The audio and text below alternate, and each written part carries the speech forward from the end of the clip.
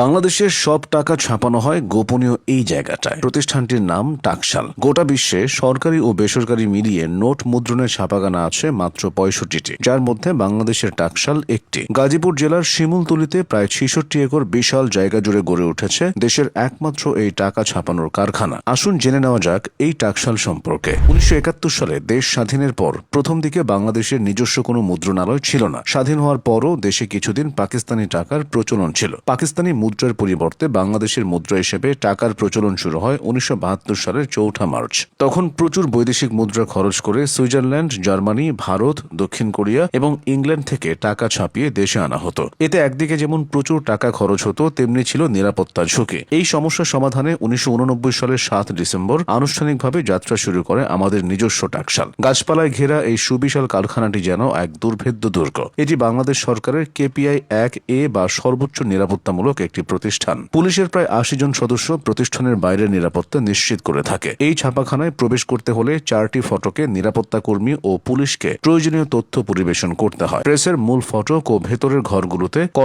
কর্মকর্তাদের চলাচলে access control ছাড়াও সব কর্মকর্তা, কর্মচারী এবং অনুমতি পাওয়া গ্রাহকদের ছাপাখানায় প্রবেশের সময় দেহ তল্লাশি করা হয়। ব্যক্তি ও মালপত্রের আসা যাওয়া নিয়ন্ত্রণ ও সংশ্লিষ্ট তথ্য লিখে রাখার জন্য কর্পোরেশনের নিজস্ব শতাধিক নিরাপত্তা কর্মী রয়েছেন। কর্মকর্তা ও কর্মচারীদের প্রেসের অভ্যন্তরে চলাচলেও কড়া করে আরোপ করা হয়ে থাকে। টাকশালের ভেতরে টাকা ছাপানোর প্রক্রিয়াটি হলিউড সিনেমার চেয়ে কোনো অংশে কম রোমাঞ্চকর নয়। এখানে কাজ করেন প্রায় ১,০০০ কর্মকর্তা, কর্মচারী। কারখানার ভেতরে কোনো কর্মী মোবাইল ফোন বা কোনো ধরনের ইলেকট্রনিক ডিভাইস নিয়ে প্রবেশ করতে পারেন না। টাকা ছাপানোর কাগজ কিন্তু সাধারণ কোনো কাগজ নয়। এটি তৈরি হয় বিশেষ ধরনের তুলা বা কটন থেকে। এই কাগজ সুইজারল্যান্ড, জার্মানি ও উজবেকিস্তানের মতো দেশ থেকে আমদানি করা হয়। আর টাকায় যে বিশেষ অপটিক্যালি ভ্যারিয়েবল ইঙ্ক বা OVI বা রং পরিবর্তনশীল কালি ব্যবহার করা হয়, তা আসে সুইজারল্যান্ডের বিখ্যাত কোম্পানি সিগপা এবং জার্মানি থেকে। একটি নোট ছাপাতে প্রায় ১২ থেকে ৩০টি আলাদা আলাদা ধাপ পার হতে হয়। ছাপানো শেষে প্রতিটি নোট হাতে এবং মেশিনে নিখুঁতভাবে চেক করা হয়। সামান্যতম ত্রুটি থাকলেও সেই নোট সাথে সাথে বাতিল করে পুড়িয়ে ফেলা হয়। ২ টাকা বা ৫ টাকার একটি কাগজের নোট ছাপাতে সরকারের খরচ হয় প্রায় ১ টাকা ৪০ পয়সা থেকে ১.৫ টাকা।